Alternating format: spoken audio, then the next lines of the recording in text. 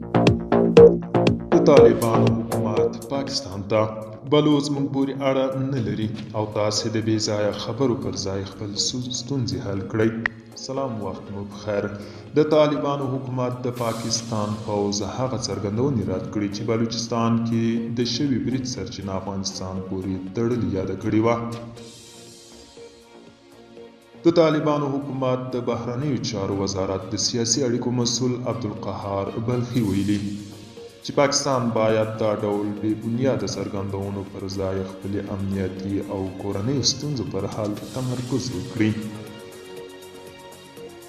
نوموړي ویلي بلوڅ د طالبانو له حکومت سره هیڅ ډول اړیکې نه لري او دوی د سیاسي موخو لپاره د ملکي وګړو قرباني کول د توجیه وړ نه بولي.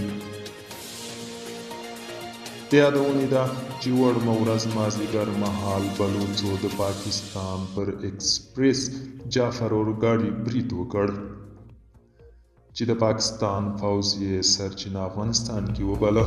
دوستانو، دا و د نن ورځې